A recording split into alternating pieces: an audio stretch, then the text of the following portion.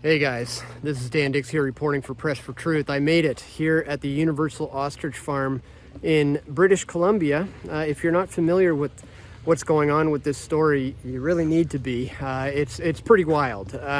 Basically what we have here is a case of a few of these birds apparently contracting the avian influenza virus, and the Canadian Food Inspection Agency has determined that since a few of them at one time got sick, the rest of these nearly 400 healthy birds must be culled. In other words, killed on order from the Canadian Food and Inspection Agency.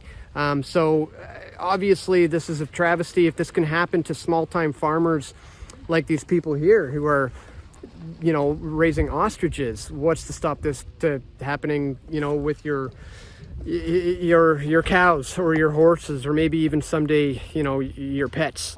So this is a precedent-setting case when it comes to the massive attack on small-time farmers everywhere, really. So there's really this particular story has actually become rather of a highly contentious issue that seems to have divided some people because of the fact that these are not actually meat birds that are meant for human consumption, but rather these are research birds who are meant to conduct research into the eggs that they produce and the potential antibodies that can come from these eggs.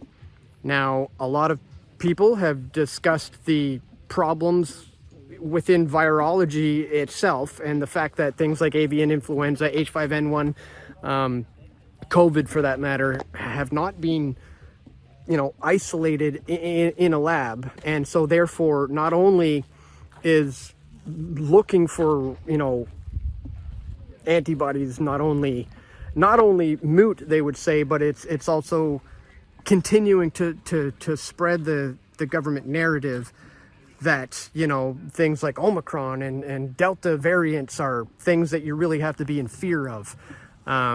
So again, this has become a bit of a highly contentious issue, which is, again, what I hope to help get to the bottom of here. So I'm going to be speaking with some of the virology experts, the doctors who are saying these things, some of the more vocal critics of what goes on at this farm, but I'm also going to speak to, you know, the farm owners themselves and some of the people who are here protesting the call order from the Canadian Food Inspection Agency. And I think we can all agree that what the government is doing here is bad.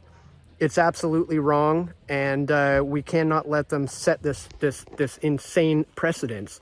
But there's also a lot to be said about what some of these other people have raised as well. So I hope to help, you know, get to the bottom of all of this, guys. So please stay tuned for my video reports. I'm going to be doing a lot of interviews today, and I'll have a solid video report for you coming very soon. You can check that at pressfortruth.ca. And if you want to support my efforts to come all the way out here, I did have to make a 9-hour trip to get out here. If you want to support my efforts to come and produce video reports like this, you can check me out at pressfortruth.ca/donate. All right, guys, stay tuned for my video reports coming here from the Universal Ostrich Farm in Edgewood, BC. We all want truth.